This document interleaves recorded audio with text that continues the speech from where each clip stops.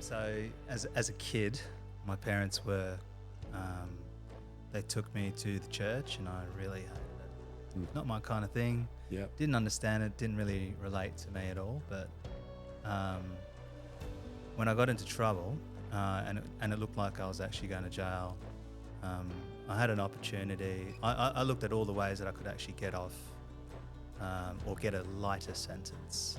Yep. And one of those things was actually getting a reference. Um, I didn't have very many people that would actually give me a very good reference back then. Yep. And however, one of my friends says, "Oh, you should probably go to a church, hang out there, and see if you can get a reference from a pastor." So all this time, I had actually been living across the road from a church Wow. for about a couple of years, Mm. and I got the courage. I had nothing else to do really, so I could just walk across the road, and I went into the church, spoke to the pastor, said, "Listen, I'm probably going to go to jail in about 8 months' time when I get sentenced, and I'm really looking for a positive reference that can actually speak favourably about me." Mm.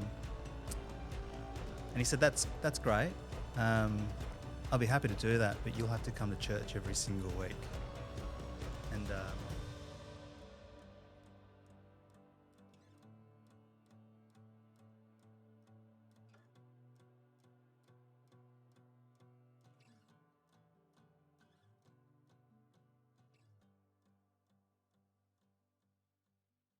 Welcome, Alan.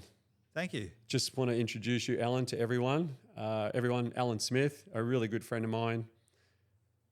Alan's the CEO and founder of a wonderful global HR company. And over the last few years, we've become really good friends. Started at the gym. We're both pretty solitary at the gym. But for some reason, we did break into eye contact and a bit of a discussion, and we realized that we're both possibly have some similar traits. We're very focused, disciplined, and I guess just creatures of habit. And we both had a bit of a story that I guess we found interesting in each other. And from there, our friendship's just grown. And I just wanted to say a big thanks to you, Al, for coming in today to the Garden Room podcast. You're only the third one in, and it's really our privilege and my privilege personally to have you on board. Thanks for having me, Adam. Thanks for having me. It's No been a long worries. time coming, so Yeah. yeah. Yeah. And Al, just for everyone, I'd just like to maybe start with a bit of your backstory about to how you evolved into the human that you are today and the changes that you've made in your life, and going back to when you were younger, and perhaps just touch on, some of the tough stuff that you've gone through that have kind of molded you on this crazy ass journey that we all go through to try and become a successful human. Yeah, I don't know where I should start. Like, to be honest, obviously I've talked to you about a lot about Yeah. my past, but Cover it, just cover it however you for- feel. and I guess it depends on what we view success to be. Mm. So if I look at my past, if I go back to,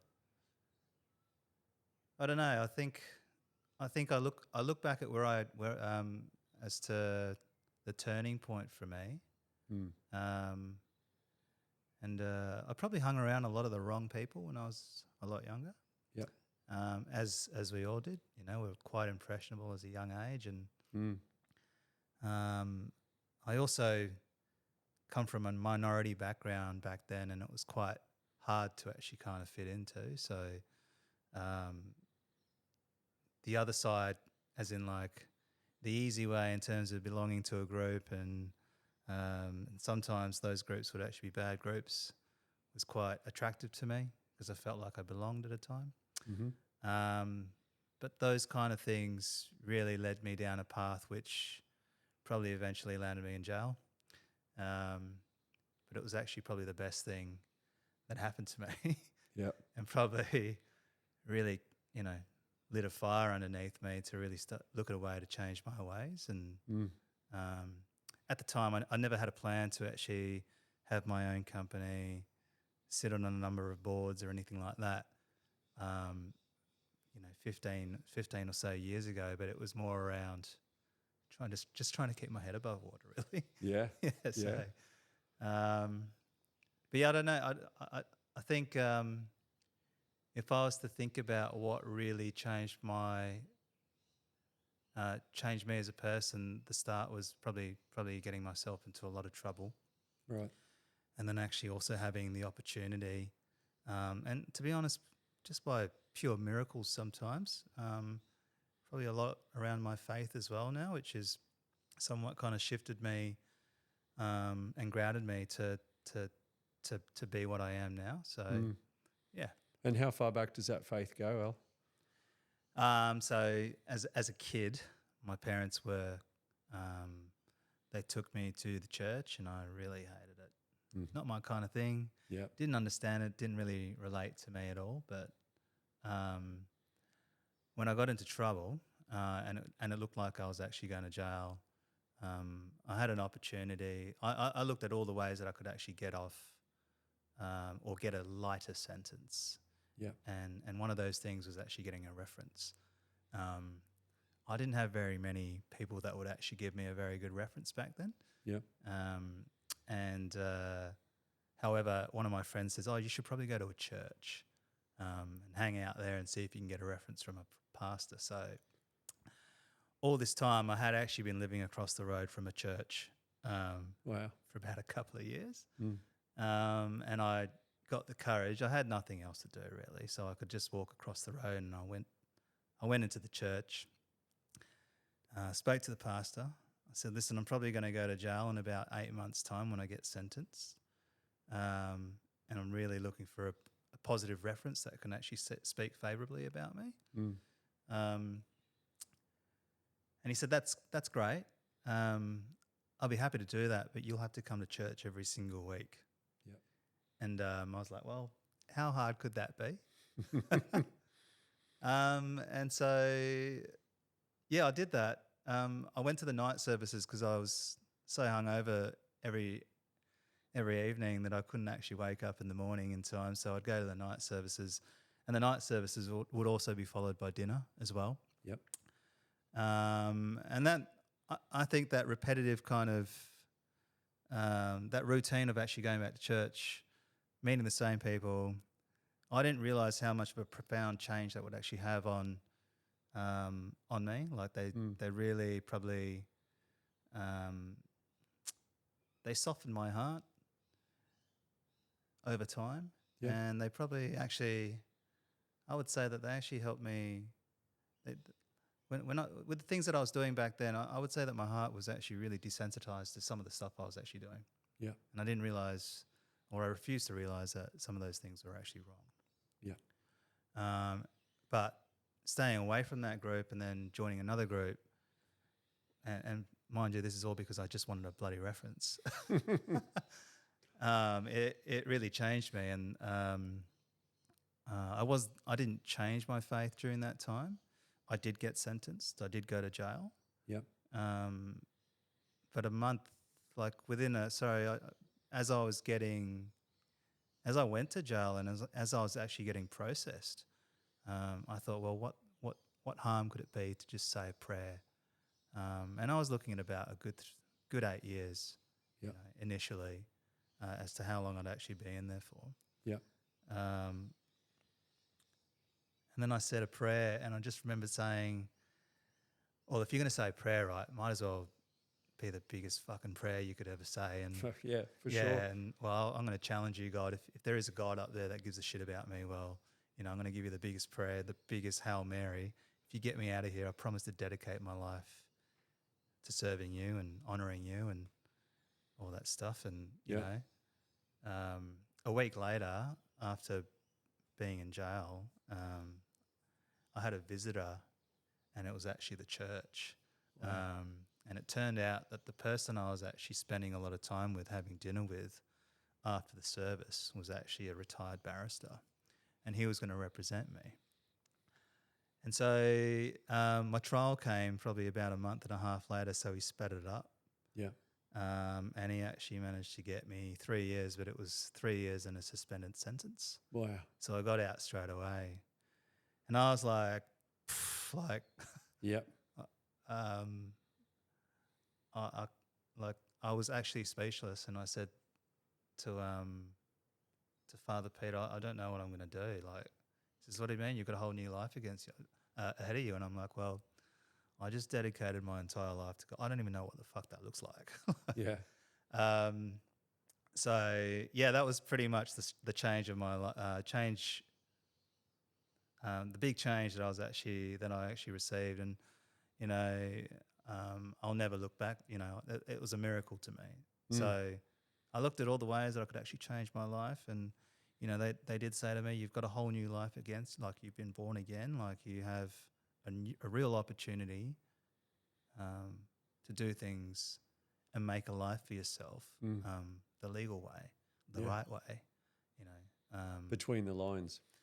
yeah, between the lines, you know, honest tax-paying member of society, and so even then, I probably didn't have any ambitions to actually. My ambition wasn't actually start a company. My ambition was just to keep my head above water. Yeah. So I got a new job, you know, very low-paying job, doing recruitment, but it turned out I was pretty good at it, you know. So a couple of years later, I started my own company just because someone actually said I should. I mean, there's a lot of story. There's a lot of things around why I started my own company. But I was encouraged by some people around me to do it. Yeah. But yeah, that's probably the baseline. And to be honest, I'll always go back to that in everything that I do, and a lot of the decisions that I probably make, and in my business, in my life, probably all revolve around my faith. Yeah. To be honest, a real grounding time for you. Absolutely. And a 100%. reset, obviously. And tell me, obviously, talking about things is always easier than the actual doing. And I've found too in my life that the people I've decided at certain times in my life to surround myself with inadvertently have a massive impact on you, who you are as a person. So how hard was it to break away from the group or the demographic that you were hanging with when you were being naughty compared to where you like started to find yourself?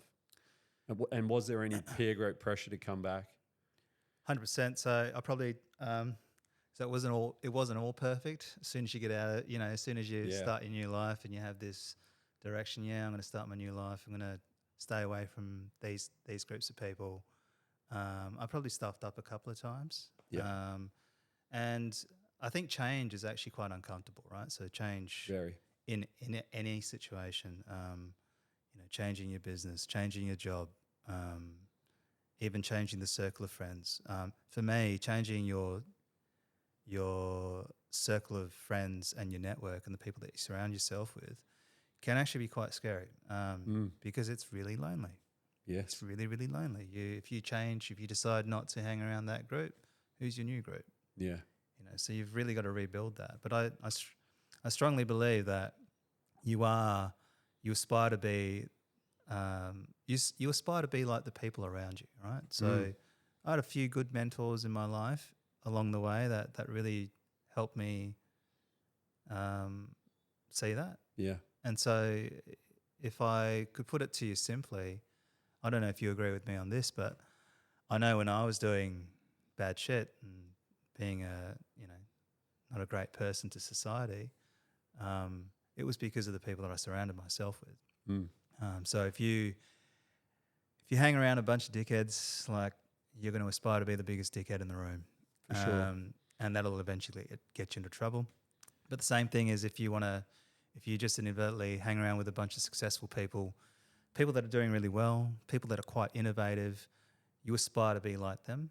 And I don't know, is that something like, would you agree with that? Look, like, love absolutely. to know your experience. That's why I wanted to get your point of view, because I've had people around me in my life that even times that my own wife questioned how do these people fit in to your life and what you're about? And it's not that anyone's right or wrong, because it's definitely not. And I've been wrong so many fucking times. So, but what it is I guess you can really only ever be the sum of the parts of the people that you hang around. You can't actually climb out of there until you make a conscious effort to seek people who are just trying to be better humans, not just successful financially or emotionally or spiritually, but just trying to be better people overall. Yeah. Whether that's what I've found, Alan, and everyone that I talk to, is that everyone who is now doing good things and everyone that aspires to be better has had a time in their life when things have just gone terribly wrong. They've made bad decisions. They've been around the wrong people. And it seems to be a really common thread that's you've got to get into the dark before you find your way out to the light. It just seems to be, there's a short quote from a Bob Dylan song. It says, "Behind every beautiful thing, there's been like darkness and pain." And it's so true. Like you can't have one thing without the other. And I guess when we started to spark up our friendship, I think that we were both honest enough as men, which is also very difficult as we get older, for people to be honest about their position and where they've been and where they'd like to go. And I think for you and I, that was one of the key things that we were prepared to open up early on. And I'm very private, as I know you are. And I think that by us opening up together, we realised that it just helped us move along quicker. So we didn't talk about all normal bullshit. We went straight to, what's your business plan look like? What's your life plan look like? What's your health plan look like? Like, what are you up to? Tell me all the cool things. And then we told each other about maybe some of the things that we have fucked up. Yeah. And really that's where friendships come from. Friendships are not really always forged in good times. To me, they're forged through honesty and going through some shit together. And we can talk a little bit later about our experiences with Captain Ricks and some of the harsh bushwalking. But getting back to your amazing story and your kind of turnaround, and it's a decision, isn't it? Yeah. No one makes it. You need to make a decision and wake up one day and go, this is fucked. I'm going to make a change. So how has that building block happened over the last 15 years? How have you pieced it together? And now I know that you've got amazingly successful company and you've got offices in lots of different countries, and you have the opportunity to build teams and to use everything that you've learned along the way now to do really good things. Just tell me how, because you just don't land there. Tell me just briefly how that 15 years has felt to you and what it looked like, and maybe what you've learned business-wise. I'd probably like to go back to what you talked about, which was like some of the hard times, right? So, and I have this conversation with my team a lot, that they're going through some challenging points, and even people that probably need to hear it. That I find that the biggest growth, and I know you agree with me on this because we've talked about this 100 times. Yeah, but you've experienced the best growth when your back was against the wall. For sure. And even though you didn't intend to grow, like you grew so much as a person. Yeah. It arms you with the knowledge, and the tools that you need to actually to get there, right? To actually overcome those challenges. So if I look at every single moment in my life and business, the two are very much similar. I'd probably say it came from, I'd say my company almost went to insolvency twice. Yep. And I managed to get out of it by working hard, but also not having anywhere else to go either. So there's no option. There's no option but to succeed, right? So, but I also wouldn't actually. I think I made it a very big point. Like, it's so tempting to actually do the wrong thing just to go back to that life. Yeah. To make a few extra dollars. And I think for me, I already knew what that road looked like, although it was very tempting. And that's what I mean. I fucked up a couple of times, Yeah.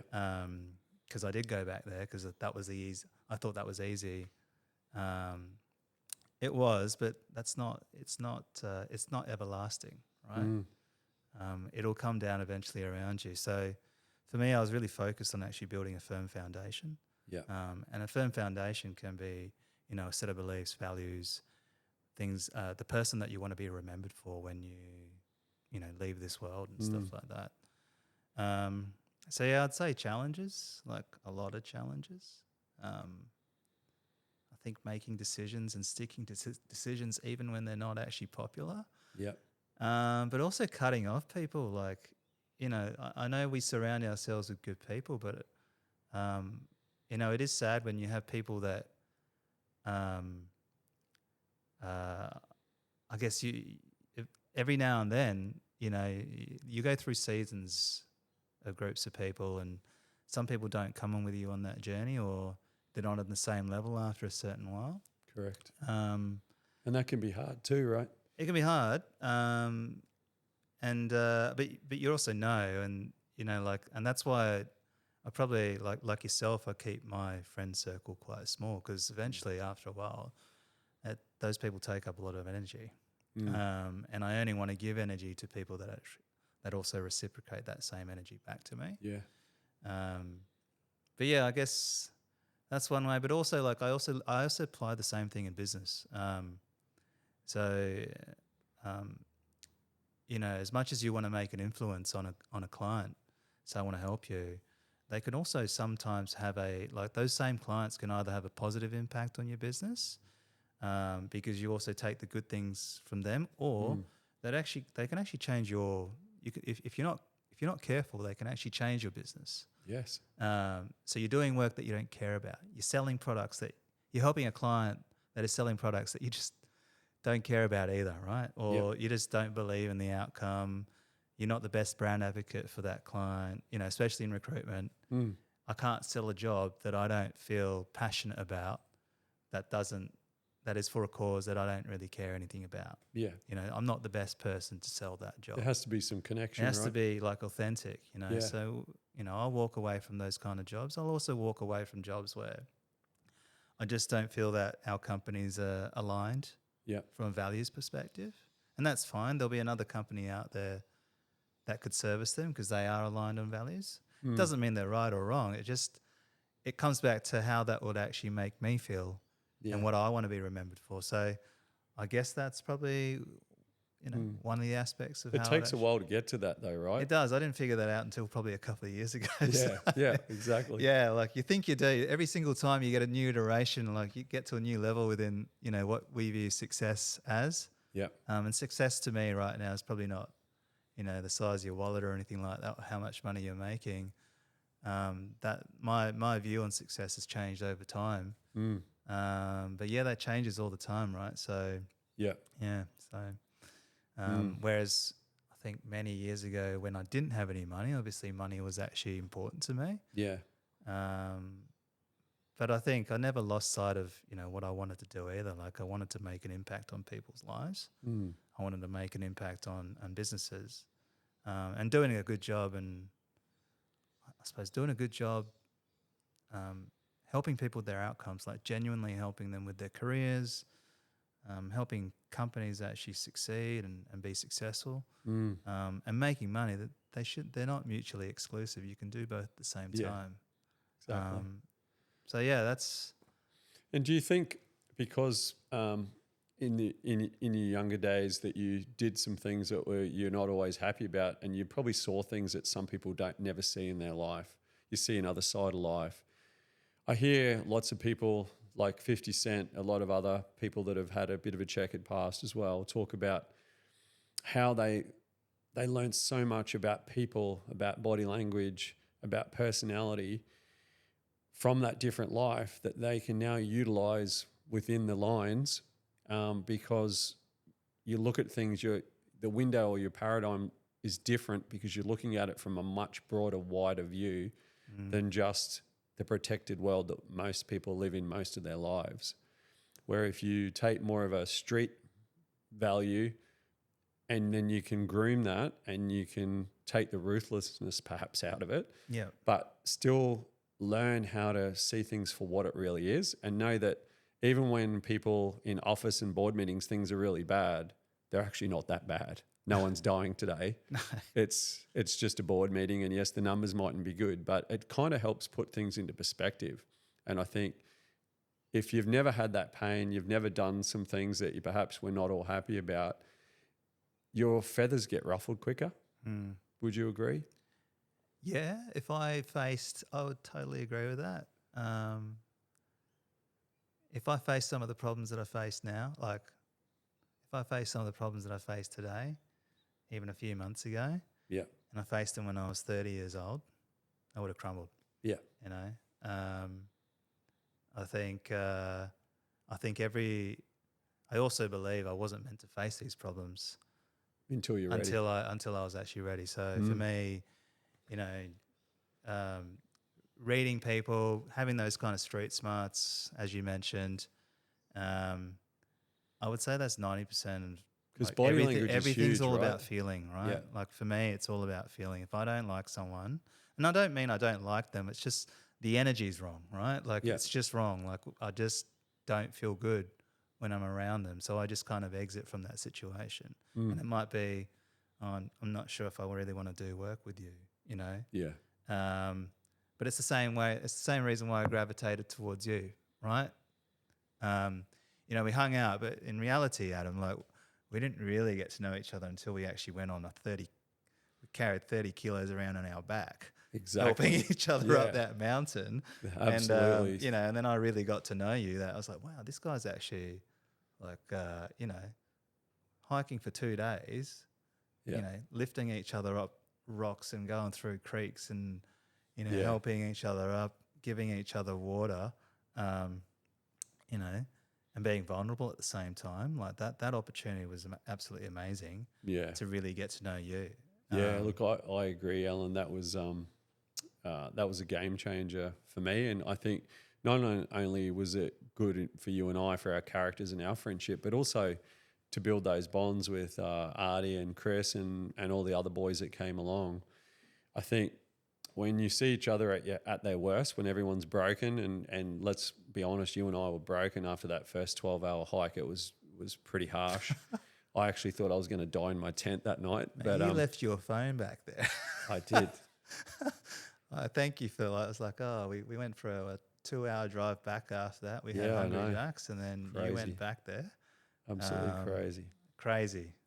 But I think, like, for you and I's point of view, it's hard to really make judgment on people. But when you're out in the bush and you're relying on each other, that is such a grounding experience. And I think for you and I, we're always trying to improve and trying to become better humans and more successful in lots of different ways. I think when you see somebody going through hardship and pain and you see their ability to suck it up and also still smile and offer assistance, and I think that was a massive, I guess, pivotal moment for, you know, my greater respect for you and the other guys, because there was times on that trip where I wanted to turn around and cry and go home myself. But I couldn't possibly do that, of course. But, you know, as I said, when you're in that time and you're in that pain and you're mentally and physically broken, which is the reason why we went out there, right? We went out there with Chris Ricks to do that CEO immersion that was supposed to break us. Did you have intentions going into that? I honestly, I didn't really think about the fine print of it. Yeah. I actually thought it'd be fine. I thought it'd be hard. Yeah. I had no idea that we were going into like a Bear Grylls type situation, and Chris's whole intention was to make sure that we felt like we were absolutely wrecked. But in saying that, that's what made it so incredible, because you were so broken that you felt also so alive. Is that how you felt? Pretty sacred moment. Like, yeah, I went in there thinking, because, you know, we go to the gym. Yeah, you think you're fit. Yeah. And then you walk out of there realizing, shit, I've actually got a lot of shit to work on. Right? Yeah, absolutely. Not like, oh, I don't just have, you know, my fitness levels, but like I've got some mental things to get over too. You know? Yeah. But really then also, it also open. healed me too as well, like the healing from it. Because you realize that all your problems, all the things that you were actually thinking about, you know, all I could think about was just putting my left foot in front of my right foot for the next 12 hours. And then when we got to the top of that mountain, we were just like, so how many of you guys thought about the problems that were in the real? It was like, I didn't even think about those problems once. And then you realize how small and insignificant those problems actually are. Yeah. And it kind of realigned my thinking as well at the same time, as well as destroying me. I don't know about you, but it realigned my thinking, realizing some of that stuff is actually just not important enough to actually worry about. So true. And there's a lot more things out there. I should be focusing on my relationships, my relationship with myself, et cetera, et cetera, et cetera. Yeah. And that problem, I actually had some solutions to some of my problems as well. Like, why keep worrying about something when that's not for another few more weeks? Yeah. So Yeah, don't deprive yourself now for something that may never happen. yeah, Yeah. exactly. Yeah. So yeah, I thought it was great. That's why I went back for a second round and punished myself again. So sad to not see you there. So Yeah. But no, it was an amazing experience, man. And I, talking about putting one foot in front of the other, when we got down to camp that first night on the creek there, I was actually about an hour out from us getting down there. I remember it was getting dark, and it was Chris said, "Oh, it's just over the hill," and it was like another 5Ks, and it was a steep descent. My legs were jacked up and cramped, and everyone went kind of quiet. And I remember saying to myself, probably a little prayer as well, if I can just get to base camp tonight, have some food and hop in my tent, I will be the happiest man in the world, because I didn't have any capacity left to worry or think about anything apart from just the next hour, the next 5 minutes, the next get to the tent. Anything else apart from that, what car you got, this, that, just didn't even matter at all. Like you pretty much, when you're in that position, you trade anything. That's when you realize that every breath and everything that we all take for granted is so important. Just like the ability to get up and walk away, or to have a conversation with friends. When we sat around the fire that night and we're all pretty quiet, the talk didn't last long, but it was still very admirable. Everyone was still staying strong as they could. But I remember laying in that tent, and my body was so hurting, and I was like, wow, if I can wake up in the morning, I'm going to be pretty lucky. And then when we hopped up early, and then Rixie got us into the 2-degree ice bath, that was kind of giving me a bit of a new lease on life. But for at least 2 hours. For at least 2 hours. Started to hurt again. But it was crazy. But I guess, the whole reason why I want to do these podcasts with real people and real stories is to talk about the times in your life that have actually activated change. And I think going through hardships, going through pain, darkness, whether that's relationships, your faith, your health, business, they're the things that mold you for the next part of your journey. And in a small way, I feel like that incredibly difficult couple of day hike we did, it's kind of changed me as a mature man like you to rethink everything. And when I got back home, I remember journaling in my book for a few nights straight, and my whole perspective on life had changed from just 36 hours in the bush, basically doing it really tough. But it's amazing how our surroundings nurture us sometimes too much, and it doesn't instigate change. No, because you're too comfortable, mate. That's the problem. Too comfortable. So I have people that, like, I interview a lot of people, right? That's my job. Yeah. And goes, I just want to find a forever home, comfortable, but then they want growth. And then those two things are actually, they don't go together. No. You can't be comfortable and expect growth at the same time. Yeah. So one of the things that, I look for is like, and people also get upset. Oh man, I'm going through so much pain at the moment and challenges.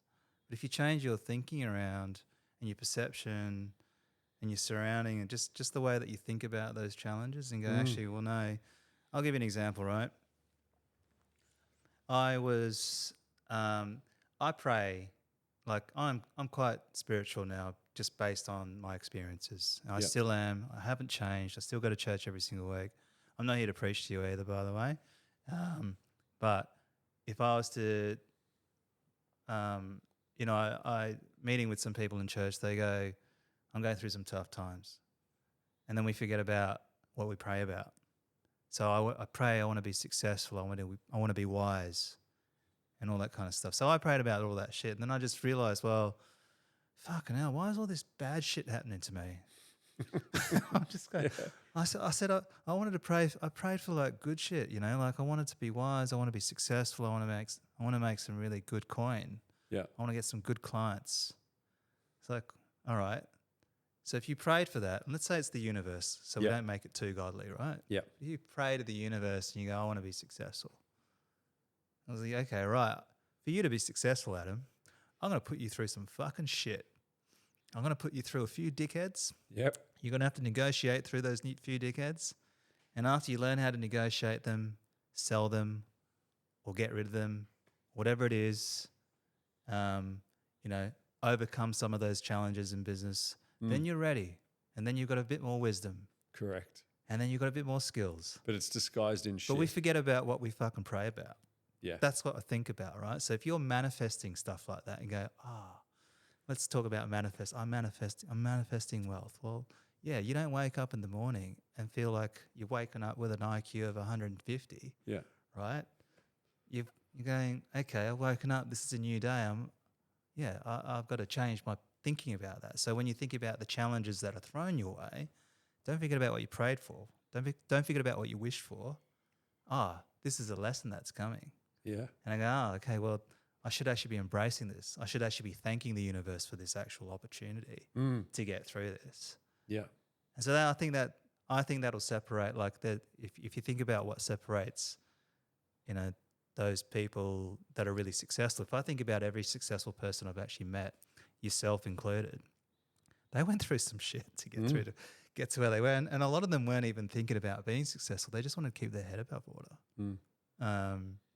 So, yeah, that's my view on things. And well, I think sometimes that the universe will throw at you what it thinks you can handle. Yeah. And the more you can handle, the more you can change. Yeah.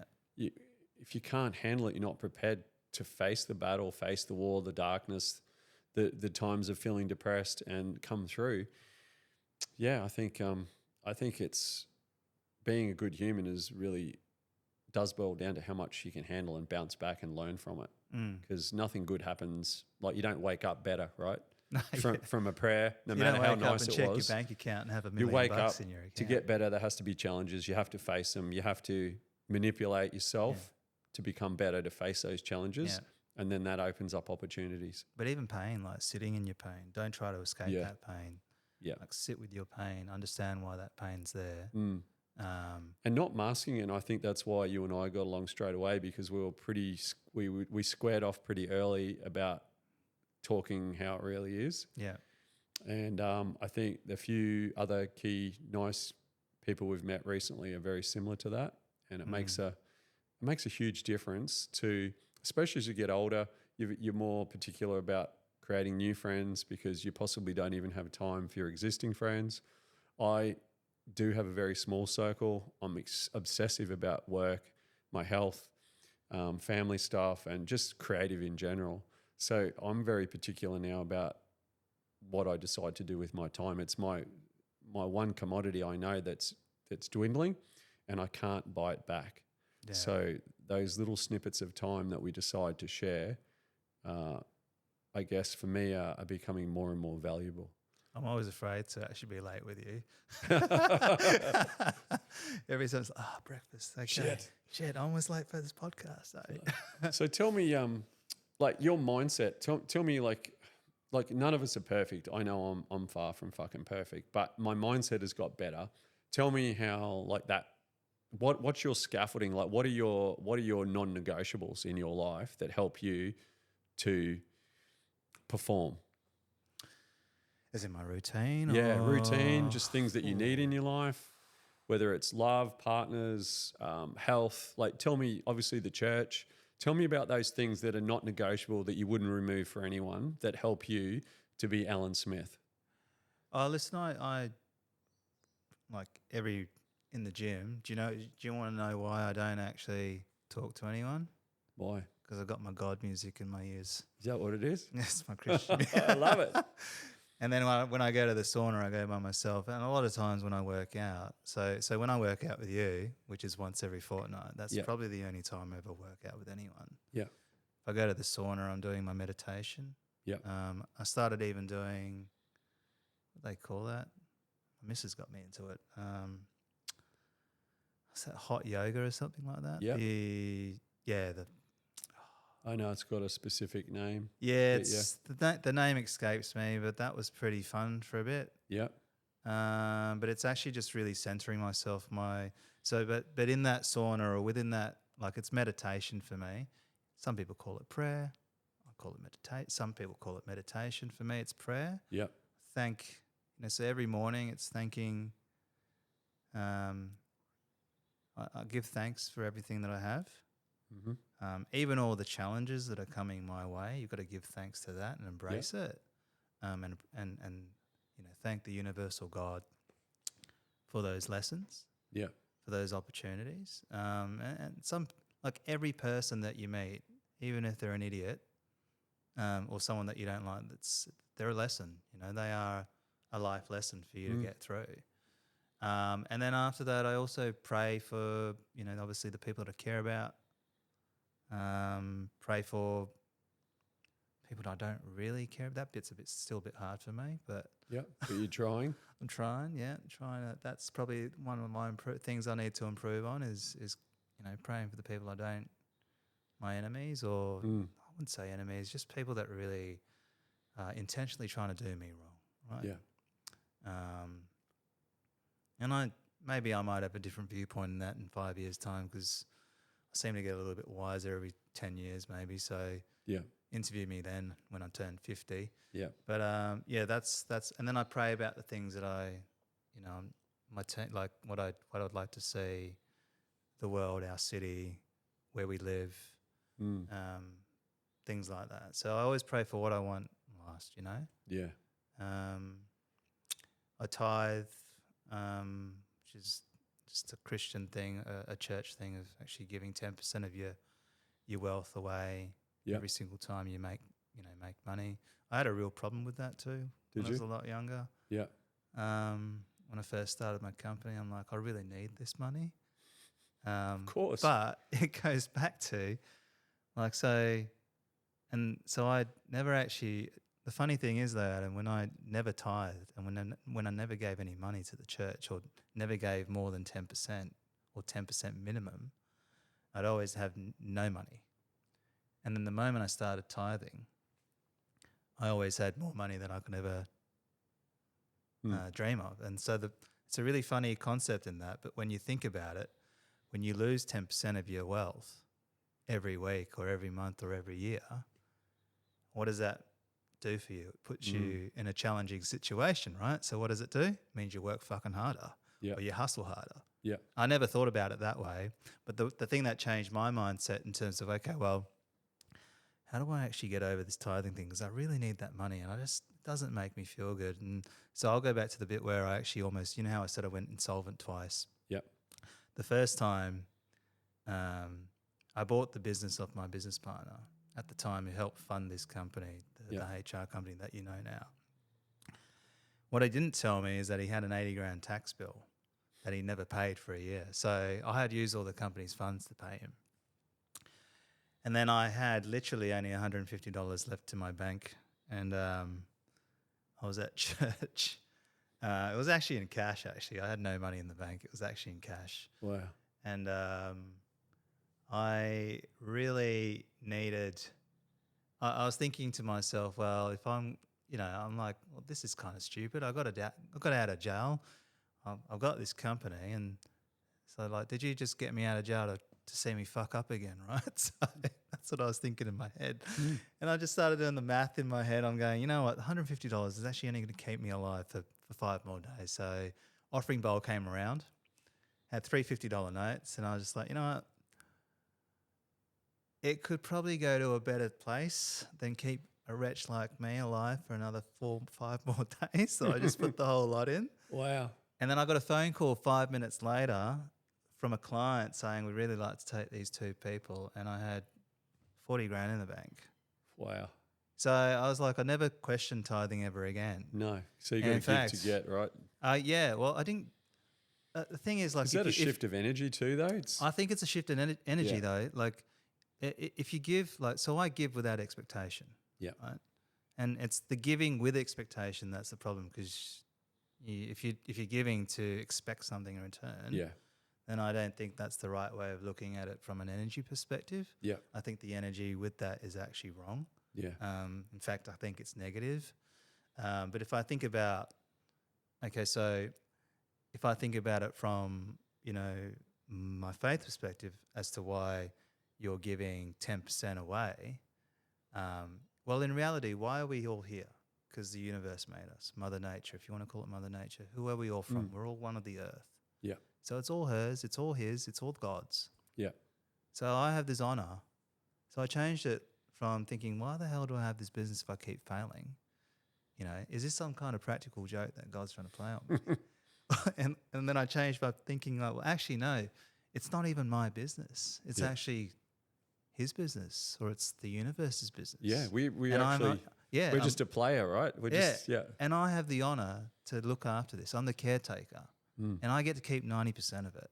Yeah. So he allows me to keep 90% of it. So when you shift your thinking around that way and go, well, it's actually, none of it's actually mine, but I actually have the honor to be able to keep 90% of that. That changed my whole shift around that. And my shifting, my purpose around it as well was, well, actually, it's not here, like this business was never actually to enrich myself. It was actually here to actually, so I could actually fund a lot of the youth programs that I'm actually really passionate about. Wow. Because like a lot of my friends from that period, believe it or not, they've actually saved themselves. And we've actually all ended up in the same spot. Like we're all in some kind of faith space. Yeah. And we've all put out a lot of our money. Like they're all quite successful now. Some are lawyers. My best friend, who was actually in the same group as me, he's one of the pastors in a leading church in Perth. I helped plant that with him. But we are all passionate about helping kids get the support, or disadvantaged kids from lower socioeconomic classes, refugees as well, because a lot of the kids I used to hang out with were refugees. Yeah. But funding youth groups that keep these kids off the streets. So if I think about my purpose of what my business is, I started to see real success when I changed my purpose around, well, actually, I've been given a real opportunity here. And in reality, I'm actually a financier for those organisations. Now, I may not have the time to actually volunteer in those places, but I can finance those things so that my friends can do really good work, reach kids to stop them, break into cars and stuff like that. Yeah. Doing bad things, joining groups, being for them when they screw up as well. Because let's face it, they're not going to listen to us sometimes. Yeah. They're just going to do it. Of course. We're all there. But you've just got to be there when they do break, I don't know, the law or do something stupid, and don't be there like I told you so, but just be there and help them get back on their feet, kind of thing. So yeah, that's probably my story around that. But I love that, Alan, because it's your story is almost full circle. Like you start, we're all born, we get put into a mix. It's almost like a little recipe. And then if you're in the wrong recipe, you'll turn out wrongly. And if you're in the good recipe, things are a bit easier. But at some point in that road, we all get tested. We all get, I guess, enticed into doing some silly stuff. Now, some of it happens earlier in our life, and some of it happens later. But I think when it happens earlier on, that when you get to your place now and you're 40, is that right? Mate, I still think I'm going to do stupid things now. Oh, I even, know. But because you've got to 40 and you've had those experiences, now that you're able to impart some of that wisdom, and because of the position that you've worked hard to be in, to start to do some proactive things. And I wonder if you hadn't have been down that road and you hadn't seen what it's like, so that you can be more compassionate and more understanding for the people that perhaps making the wrong decisions like we once did. Because you've been down that road, it puts you in a far greater position to be able to offer assistance in a more humble way, in a more honest way, because you understand. Like there's an understanding there that a lot of people watch things on TV and there's not always a great understanding because some people haven't actually been in the gravel. So I think once you've been in the gravel, you realize how rough it is, and then you actually see things a little bit differently. And I Oh. think that's a beautiful thing when you come through it. Yeah. Not at the time, but when you No. come through it, you know? Yeah, I think about a lot of things where I could probably, oh, well, you know, now, like when someone gets abusive or mouthy at work, or just some random that just comes off the street and starts, cursing at you, or, Mm. getting upset at the shopkeeper because, they maybe took a little bit more time. I used to think like, God, what the hell's wrong with that person?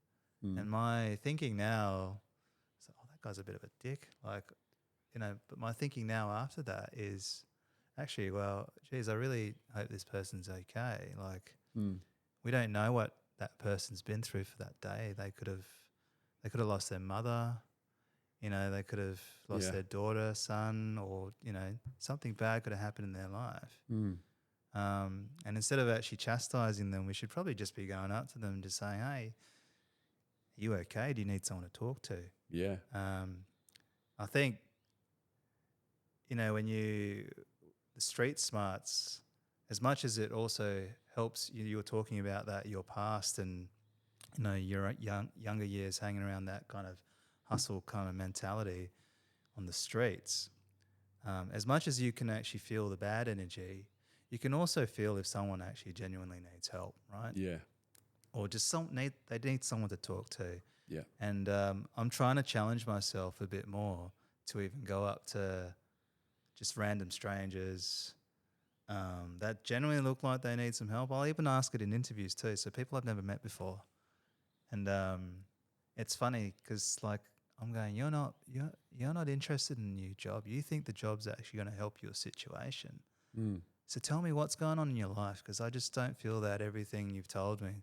Yeah. And so some of them are really quite, they've been honest because they feel, I think if you've been down that road and if you're able to tell your own story, it actually helps them become a little bit vulnerable about their situation too. And then you realize, oh, actually you're not actually even ready to have a new job. In fact, you probably need to talk to someone about what's going on at home, because no matter what happens with a new job, it's never going to solve your problem at home. Yeah. So Yeah. and People it turns reach out out. they don't actually hate their job actually. They just hate what's happening at home. So Wow. yeah. So I try to encourage myself to be a little bit more, I guess, open, like asking them questions, like instead of going, are you okay? Less judgmental, I guess. Less judgmental, like that. It's a- Are you it's a okay? big Day. It step. should be a day every day, basically. Yeah. Yeah. So, It's the things we learn along the way really, they mold us to who we are, those little signs, those little things, and we pick up little habits, don't we? And the way we view things a little bit differently. If I asked you, what do you think are a few main assets that you see in successful people? Like what are the character traits that you see, that 3 or 4 traits that shine through more often than not? And I'm not talking about just people with financial success and wealth, but people who are successful in their life as humans, that they've become better. What traits, what have you learned that's common? Or what have they trying to work on? I think a lot of them listen. They don't say as much as they probably do a lot more listening than talking. Yeah. That's probably, I mean, I do that naturally. I think I do. I do notice myself not talking as much anymore. I'm doing a lot more listening. They have a hunger for knowledge as well. I don't think they're set in their thinking either, though. They're always very actually open to, that they could possibly be wrong, or there's a better way to do things. Yeah. I don't know. Like, it depends. Like, that's such a hard question, because I've seen many successful people and how they get there. I'm just like, oh, Yeah. I don't know if I could do what you did. That would just make me feel bad in my heart. I think personally, from what I've seen, Determination, I'll say that. Determination and discipline I think to be successful in anything, it's repetitiveness, right? You have to be able to do the repetitive work, Yeah. whether that's on yourself, within a team, within a relationship, on your health, on your training, unless you're someone who is disciplined enough to carry out the repetition of life, because let's face it, at some points it is just repetition. There's not always a lot of acknowledgement or love. Sometimes you've just got to do what needs to be done with the faith that it will get better or things will change or you'll change, which is probably the most important. So I guess from my point of view, I see you don't have to be the best at anything. You don't have to have all the answers. I think if you're prepared to map out a simple plan and prepared to do the repetitiveness and be disciplined enough to do that shit all the time that you really don't want to do. And when you wake up, your brain automatically tells you, oh, this is what you have to do and this is going to go wrong. If you can continually override that, I think that it doesn't lead to happiness, because I think happiness is misconstrued in our society. I think what you're really looking for is, I guess, a little bit more peacefulness, that you've been able to perhaps be a little bit better today than you were yesterday or last year. And I think that, to me, a successful person is someone who has got that nature to be disciplined and to carry out and just do it and do it and do it, knowing that it's part of a greater story and it's part of, a bigger picture and a bigger plan. I don't see anyone who becomes a successful human. I never see it happen without pain and happen overnight. I see it happen as a process that is often painful, tedious, but far more rewarding long term than sitting still or just continuing to make the same mistakes or be around the same people, to not challenge yourself, to not try and look at the world or the universe and us as just creatures of the earth through a different lens, look at it like, I guess, more openly, and like you said earlier, we are definitely just little balls of energy, that we are from the earth, and every single day is a bit of a gift. And I guess when you start to look at like that, like you did when you went back to church and like we did on these hectic bushwalks, I think that's those little things that really mold us into being better people, and put things into perspective.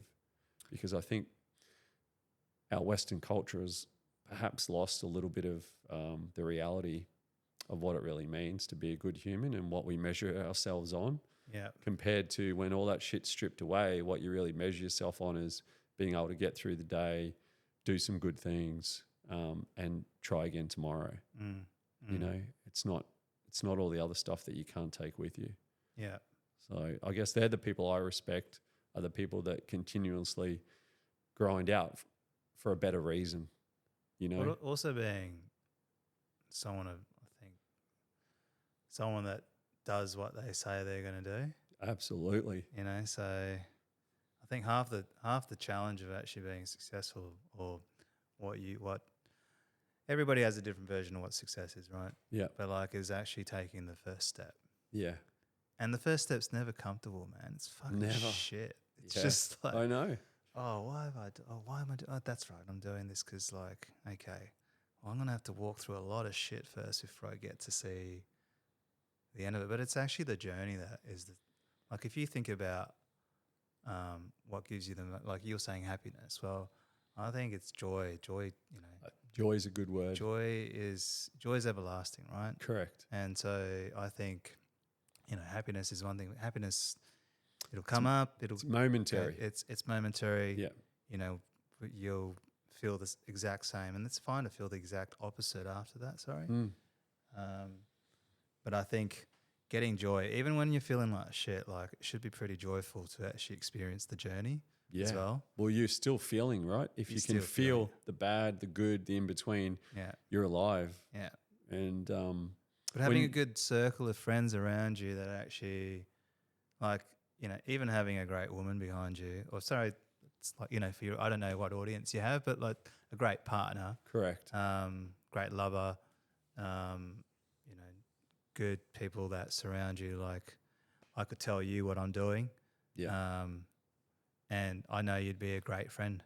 I know you'd also look me in the eye and just tell me point blank if you thought I was being a fucking idiot as well, right? Like, Yeah. or hey, bro, have you thought about it doing this way? Yeah. And you know, I take your word for it, right? Because good friends, like, they should feel comfortable to tell you some really hard truths as well about yourself. Honesty, right? Yeah. So I don't get much from people that just put me up on a pedestal and say I'm doing great things. I really want to hear all the, you know, the bad things about me too, or just call me out on some bullshit that I might be doing. Yeah. My wife's great at that. Yeah. Mine too. She just doesn't. You know, you could have talked to him a little bit differently. Like, yeah, I know I'm a bit emotional right now, so Yeah. it's like maybe be a bit more encouraging. But like I'm the same back to her as well. You know, like Yeah. it's always good. Like it's a lot different when when you're the person delivering that message or doing the work, or you know, it's always good to have someone that's observing your actions and saying, "Oh, actually, you might have felt like you're doing it that way, but it looked like you're doing it this way." It's about allowing yourself to be accountable, right? Yeah. And especially when it's your closest to kin, our partners, that's sometimes the hardest one because it's almost like a reflection of ourselves.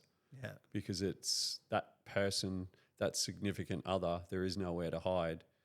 You know, you're in the same house, you're doing similar things. You can't make up a cool 5-minute little chat and then walk off because they'll say, no, that's bullshit. That's not what you're really like, because I deal with you every day. And my wife, you know, is pretty quick on bringing all that stuff back to me. And to be honest, Ellen, a lot of the times it's probably good for me. Yeah. Because I think it's good to get a little bit of tough love and a little bit of grounding. And sometimes it's uncalled for. Sometimes it's called for. But even when it's not called for, you know what? You still learn from it because you still makes you reconnect. You think about it, right?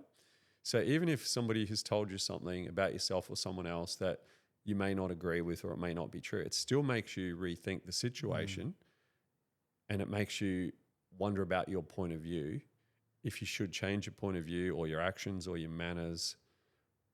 Like, I think that's important. If you go through all the time and not actually be a little bit upset from time to time because someone has challenged you about a certain personal topic, I think you're not going to grow. Like you need to have that little poke. And generally the poke that hurts most is from the person you love the most, right? Which that's just a fact of life. But I think that's part of the evolution of us as individuals and humans is to allow someone else to poke at you a little bit so that you can recalibrate and perhaps make a few changes for the best. And so, if you're thinking about some of the things you're working on, what would you say? For me? Yeah, for you, like, because I feel like you strike me as someone like, because I admire you. I think Thanks, Al. you're like someone to look up to, right? So, and I think about, okay, well, what else does Adam have to work on? So I'm kind of curious myself. Well, for me, I really have worked hard over the last few years about just increasing my mental discipline and my mental strength. And I think, like that walk that we went on, sometimes the best way to attack the mind is through the body. The minds can be pretty tough, but if you break the body, something then happens into your mind as well. And I guess what I always work on is, well, what I'm trying to work on more at the moment is if anything in my life is taking over, whether it's maybe I'm having a bit too much wine or I'm depending on, I have to go on this walk or I have to do this training. I try and make sure that nothing is completely controlling me anymore.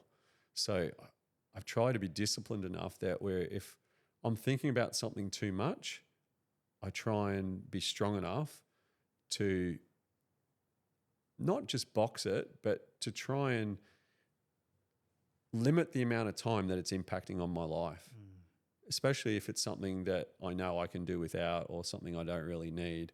I guess I'm really trying to test myself on those areas that if you think you start to need something too much, cut it out or change things around. And I know that might sound a little bit strange, but I guess... No, I know exactly what you're talking about because that's something I probably have some, that's an area that I've got a lot to work on myself. Mm. You know, so Yeah.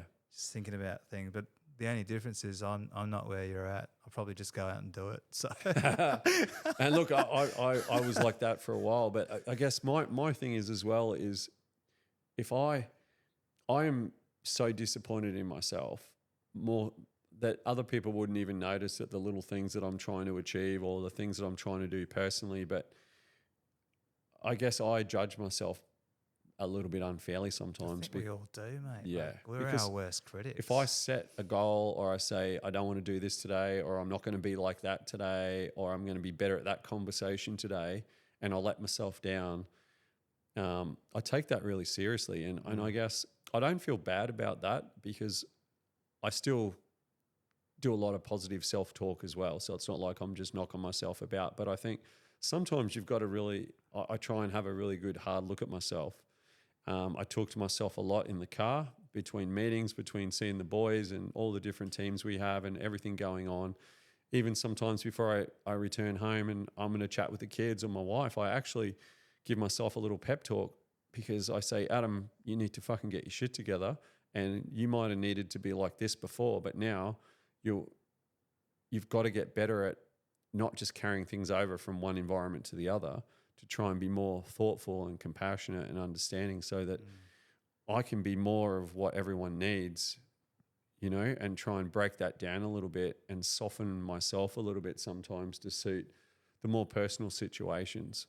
It sounds like you're working a lot. It sounds like you're working a lot on your relationship with yourself then. Definitely. Yeah. That's So- been a real big constant.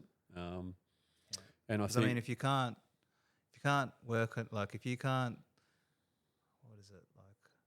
You know, people go, so what's the most important thing to you? Or what's your most important relationship that you have? Well, it's actually the relationship with myself. 'Cause Absolutely. if I can't have a good relationship with myself or love myself, how am I supposed to help others? so true. You know? It's like David Goggins said, the most important conversation you have is the one you have with yourself.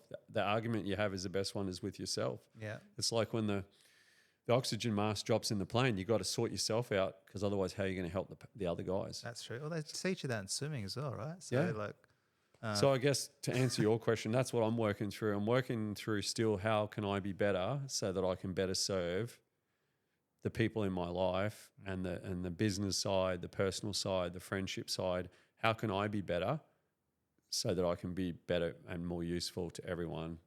But it starts with you.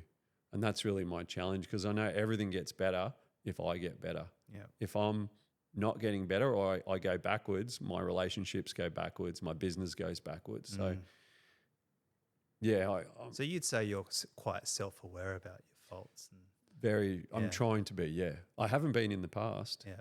but I am now. As I get older, I actually hear the words come out of my mouth. And even immediately after I've said them or the expression on my face, Yeah. my inner rhetoric goes, Adam, you fucking idiot. What? Like, why couldn't you not censor that a bit? You know, why couldn't you? I'm you know? laughing because it's the same. And it's almost like Yeah. I can hear it coming out wrong, Yeah. but it still comes out. It just still comes out, and you just oh fuck it, I'll run with it anyway. So I'll pick up the pieces tomorrow. So, like you said before, Al, one of the things I journaled when we come back from that challenging bush stuff, one of the things that was at the top of my list, which I still hold dearly, is I actually wrote, listen more, talk less, observe before you interact. And I guess I'm not there yet, but I'm really trying to observe and listen before I decide to interact and then be more thoughtful and more, I guess, processed about how it is I'm going to either respond or I'm going to add value. So, and I think sometimes you can add more value by saying less. Yeah. And that's a really hard thing to learn, especially for us men, as if you think you've got lots to say, sometimes you're best not saying all of it and say a little bit, but say it at the right time. But even if you have the answer, so I'll give you an example for that. Probably relates to business, right? You just made me think of it because it just popped in my head as you were talking about it. Yeah. But I used to have, as a long time ago when I was in, let's face it, we're all in sales. Yep. We're selling every everything day. sales. Yep. You're not really selling your product. You're selling the reason why people want to work with you. Yeah. So you're selling yourself. But in reality, you're really there to see if you can help. Yeah. And I was in IT sales, and I'd know someone would talk, like, I'd meet a client, and you know exactly what the problem was straight away. Mm. But I'd have this urge to butt in and talk first. I know exactly what the problem is, and then I don't get the sale, or I'm unable to sell the product, right? Yeah. Because they decided to go with another provider. And I realized that because I actually just had this urge to kind of tell them what the problem is and give them a solution straight away so I could save time. In reality, I should have just listened, even though I knew what the problem was, because people actually just have this innate feeling or need to actually talk about their problems. So, like, it's like the psychologist, I know exactly they don't give you the solution. In fact, they don't give you a solution, but they don't, people do need to talk. They need an outlet. So in many ways, you're an outlet for some people, and listening, even if you know what the problem is, even if you know how to solve it, actually just staying silent actually makes people feel really comfortable with you. Yeah. It might take another 40 minutes to actually seal the deal, but people feel comfortable with you because you're actually an outlet. As much as you want to actually sell them a product straight away, sell them a solution, come up with this great idea that's going to solve all their problems, they actually want to talk about their problems, even if you know it. So that's what I was thinking, when you said, like, you're going to listen more. Well, I've had to do that in business because in many ways I'm listening to people's problems about why they really hate their job and want to leave, or, what their problems are in business. So, it's something that I learned, and something that I struggle with sometimes as well. But, like, listening is, if I think about it, listening is probably the most important thing. Saying less is, be quick to listen, but be slow to talk, I suppose.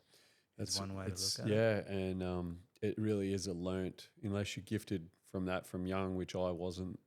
It really is a learned behavior that you have to, again, it's the repetitiveness of just trying it every day, and you don't get it right, and you don't get it right, and you don't get it right. But eventually I'm starting to sometimes be in situations where a year ago, if someone had said the same thing to me, I would have been reactive. Yeah. So when you listen more and you think about your response, you're less reactive, because reactive situations never get solved quickly or nicely. You can't sell yourself, products, your ideals by being reactive, whether it's business, with your personal life as well, with your partner. So I'm really trying to not be reactive, to actually think things through, even to this point now. And I think we spoke about this. If there's something really important, and even though I think I might know the answer, I actually will ask for some time out. Yep. I'll actually honestly say, hey, look, I just actually need to think about this for a few hours or overnight before I respond. I take everything on board, but can you please, is it okay if I just take a little bit longer to work it through myself, so that I'm honouring your request, or I'm honouring your thoughts and perhaps your criticism, and I'm honouring it in a thoughtful way rather than being reactive, so that I've actually taken it on board, I've reflected, and now I'm going to give you my response. And it's not just a knee-jerk reaction, it's actually a response. A considered response, it's critical thinking. And I guess the listening before you speak helps you be a better critical thinker, because how the hell can you think things through quickly if you've got a response for something that they haven't even told you yet? Which is, I see so many people when I go to meetings, they're already trying to respond before the person has even finished speaking. Yeah. And if you can stand there and watch that, you go, oh, wow, that's how I must look sometimes. And it's not a becoming trait. So I guess I'm trying to change my repertoire to be less reactive and, like we discussed, to listen. What about responding? I think the worst is, like, so when you're, like, it's easier when you're a third part. Like, if you're giving it, like, if I'm too emotionally involved in the situation, I'll get another one of my team members, hey, I'm a little bit too close to this because this is what's happened. Yeah. And I'm about to hit send on this email because I've read the email with a really bitchy tone of voice. Yeah. And sometimes, like, you've actually go, oh, okay, well, if they've said that, like, maybe I should try and read that in a more happier tone of voice. Yeah. And so, like, if you look at some of the worst text messages that you probably thought were the worst text messages, they actually probably came from a really loving place sometimes, Yeah. right? It was the way you looked at It it, was the right? way that you interpreted it. Yeah. It was the voice that you actually put in your head when you were reading it, because that's how you felt, not how they felt. Yeah. But that's how you felt because that's what they called you out on, and it made you feel that way. Mm. So yes, like I'll sit on it. I'll go, listen, I'll come back to you next week. I just need a bit more time to think about it. Or I go, okay, this is a pretty emotional situation. I've probably written a little bit too much more than I probably should have. And Yeah. I'll get another couple of team members to actually just go, hey, I'm feeling this way right now. So can I just get you to review what I've written before I hit send? And sometimes it's actually not, don't even hit send. Like, don't even hit send. Pick up the phone. Yeah. Like, a lot of the times emails just make it worse. Like, Yeah. Because all you could have done is just pick up interpretive, right? Yeah, you could have just picked up the phone and say, hey mate, is everything okay? Like, Yeah. I got this email and I don't know where this is coming from, you know? So, and then like, it's like, and when you put I don't know, I just find emails really, I don't think that's really, like, emails are great for confirming things. Like, Yeah. you can have a phone call and then you can confirm it, like just confirming what we spoke about. Yeah. Really great to chat to you. But I always believe in phone calls or meeting face to face. Yeah. And I think that's where our new society, right? Like with your son Jaden and my kids, they're in a world now where so much of their communication is at arm's length. So their communication style is a lot different. So I guess they're becoming less effective at reading eyes, body language, tone, everything. Well, they expect you to be mind readers as well, right? Correct. Yeah. So I'm having that challenge now. I think I'm all quite new to this, right? I think we all are, but just don't think our minds were meant to process that much information with the iPads and all the devices. I actually read a really interesting study, actually, that 54% of kids under the age of 3 and 4, they all know how to use a device, but 14% of those kids actually don't even know how to tie their shoelaces. Only 14%, only know how to tie their shoelaces. Really? It's pretty crazy, right? It's crazy. But I think it was have you ever watched The Social Dilemma on Netflix? No. So I think what they were saying, it may have been that documentary, but someone was saying that social media should only be for kids that actually already know how to be, or not even kids, for people that actually know how to be social already in the real world. Mm. You know? Mm. So true. Because it's almost like a handicap now.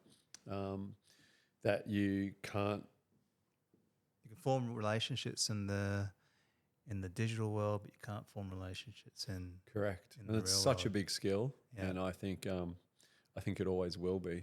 And I'm really trying to instill that in my kids. Even when I introduce them to someone, I still promote the handshake. I promote the initial eye firm. contact, firm. Yeah.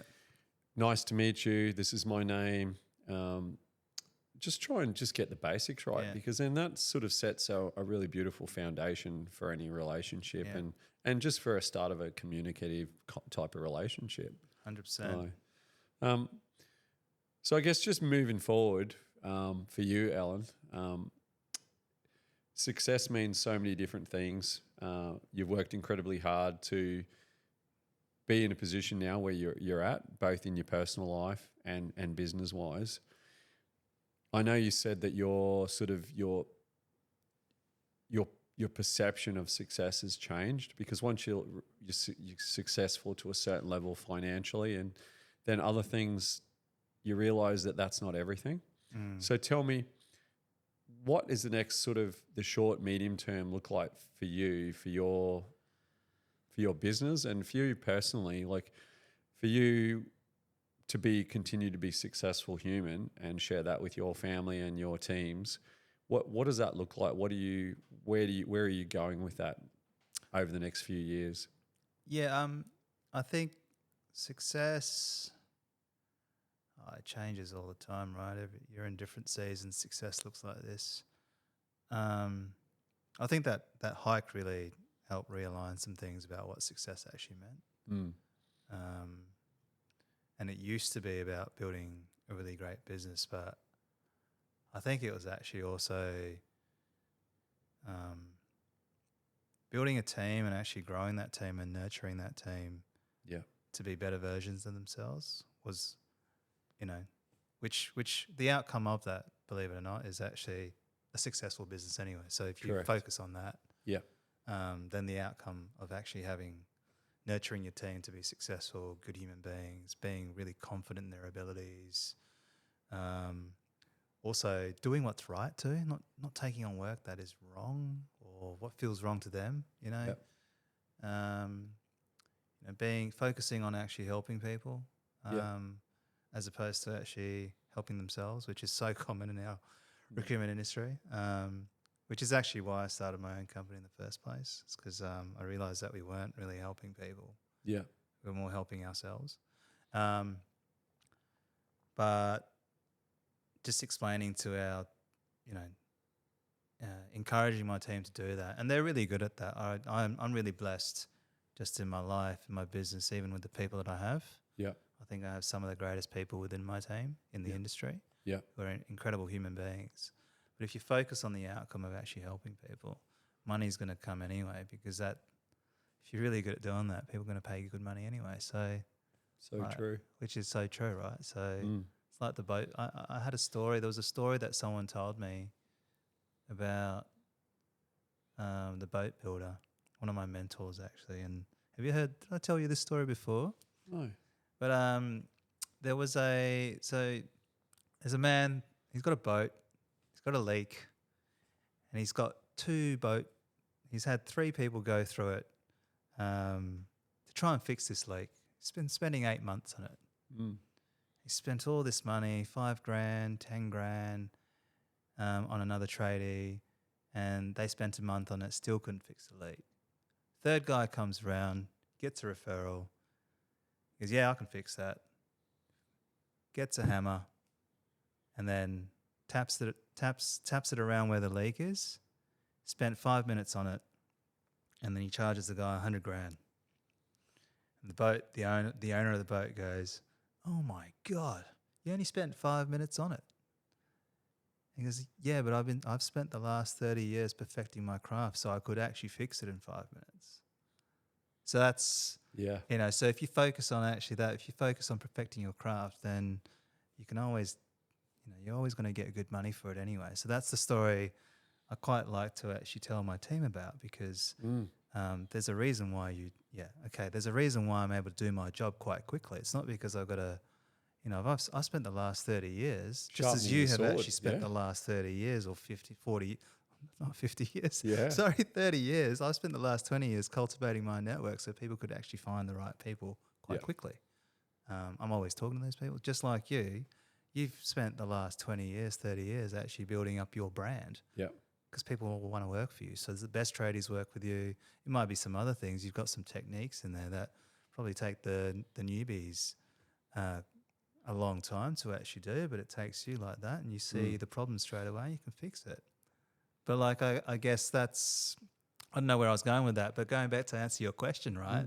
What do I think success is for me this time? Because I feel I'm kind of pretty comfortable with that part now, and that hike really, I probably really want to focus on, like, because Jaden's my stepson, and so success for me is actually being a good father now. Yeah. That's a real honor. And man, I didn't realize how fucking hard it was, but I'm just making shit up. Hard.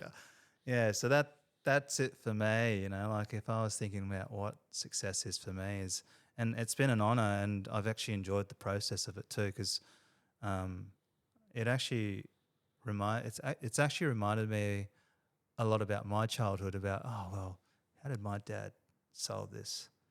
How did my dad actually change my behavior you know. Yeah. And it's actually been quite fun and also reminiscence because my father's passed away now, but I actually like it started to bring back a lot of really good memories that I had with my father. And as much as I'm enjoying the process of actually learning to be a better father, I'm actually also enjoying the process of actually reflecting back on my past, Yeah. not just with my father, but with my mother as well, right? Well, once you become a parent, you're in a better position to reflect on how they did, Yeah, right? yeah. Because And now I'm you know going, how hard it is. well, it's harder, like, and I'm just like, I'm using the generation that we're in now as an excuse about why I'm such a bad parent. I'm like, God, did I not do as I was told? So, I'm like, God, my dad was actually a really good father because I used to listen. And I don't know, like I was just talking to Kiki last night. I'm just like, I've just got this feeling like, Jaden's not been listening.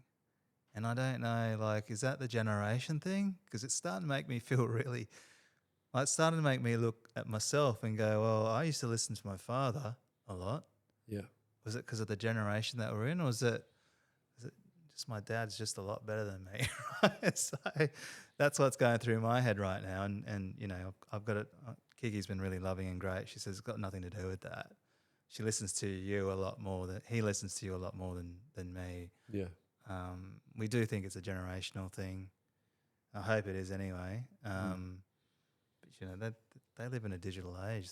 They've grown up They with do. an iPad in their hand, right? So I've had similar with mine, and I know when I idolise my dad, and obviously no one's without their faults, but idolise my dad and my mum, and I think there's partly the generation difference, the technology difference to now, but I think there's been a shift in the family unit, in the expectation, and in the availability of everything that our kids have now yeah, that you and I never had. And when the world is a much smaller place when we were kids, because there was no technology, so you couldn't just jump on an iPad or an iPhone and Google up stuff and find out anything, look at anything. You had to ask your parents, or you had to ask a friend, or you had to go to the library. So the world was completely different. So that's obviously going to have a huge impact on parenting. And we're trying to take, well, I'm specifically me being older than you with my kids, I've had to try and learn how to take my kids and how I was brought up, and then try and shift my thinking a little bit to suit the new age, understanding that they didn't grow up like I grew up. Everything is shifted, and I have to shift with it, and that's what you're experiencing. yeah. I don't know what to think about that. I know I have to shift with it, but I'm also a bit scared, right? Because I was talking to a client the other day, or just a friend, and I think about, AI is great. It's helped our business immensely. But like, if I think about my son coming to me and saying, "Hey, can you do this for me?" I'm like, "Well, what makes you think I know how to do it?" Well, let's go find out and learn it, right? It's like, and so I just started thinking. I noticed that you don't actually go. When I was a kid, I go to my dad, "Can you teach me how to do this?" Instead of, "Can you do this for me?" Yeah. So I'm trying to shift his thinking. It's like, well, I want you to start being in a learning environment. Yeah. Right? So start changing encouraging him to change instead of actually expecting things to be handed to him like straight away on a platter, which is the generation and the world that we live in now. Like everything's so easy. I think we're at risk, potentially at risk of actually losing that ability to learn and self-discover as well, right? For sure. Whereas, we're no longer actually learning or teaching ourselves. We're actually, we're not doing any science experiments I don't know what they're doing in school, but we're not failing and figuring it out. We're not looking up the dictionary, what the actual word means. Yeah, there's less work to get the answers now. That's for sure. And then we're like ChatGPT, we're being told. Yeah. We're not even being told how to verify whether that stuff is actually like legit. It could be a lie, right? Yeah. We live in an age of false information, and you know, it's quite scary. So I don't know how to deal with that. Because if I didn't know how to sew, I'd have to look it up, right? Yeah. I'd go to my mum's. Mum, can you sew this button for me. She go, no, I'll teach you how to do it. Mm. So yeah, it seems like I think if I think about my experience at Scouts, because I did it for a little bit, or Cub Scouts, I'd have Yeah. to sew my fucking badges on. You know, Yeah. I'd have to, in order to get that badge, I had to learn how to do it. Yeah. You know, learn how to tie this knot. We're not going to teach you. Yeah. This is the instructions. Follow it. So yeah, I don't think that's. Yeah, I'm a bit worried that all the information they're not really appreciating learning that. And but maybe I might be wrong, right? So there might be some value there. But what if a and bomb I wonder, hits? does every generation, because Yeah. there's always new technology, there always has been. Yeah. It mightn't have been as quickly as growing as it is now, but whether it's music, whether it's, motorized stuff, vehicles, every generation has a massive gap. I think ours has just been compounded by the closing of the world due to the internet. And I think that's something for all of us, for our kids and for you and I and everyone else out there that's trying to be the best parent and trying to create good little humans. It's a real challenge because people are not insular anymore. You're not your environment that you can modify your behavior and your thought process is far greater because it all comes through that screen. I'm so confused though, right? Because there's another side of me that's gone, am I inhibiting him from actually, setting him up for the digital For what's world, coming, For yeah. what's coming. Yeah. Am I preventing him from, the learnings and the teachings that he needs to do at such a young age? Like now, do I start him now?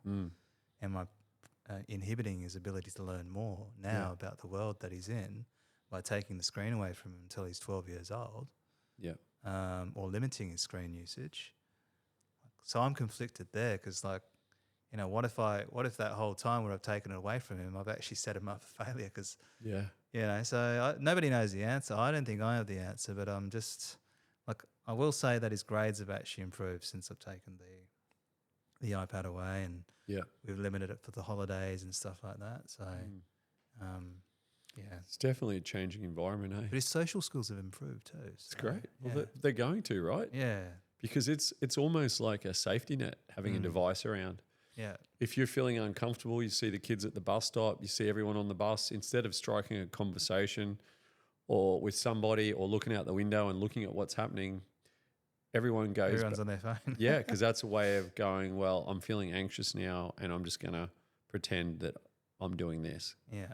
And it's become a bit of a safety net, I think. People don't want to make eye contact. For sure. Or if you do make eye contact, it's not like, hey, how you doing? You know, how's your day? Right? Yeah.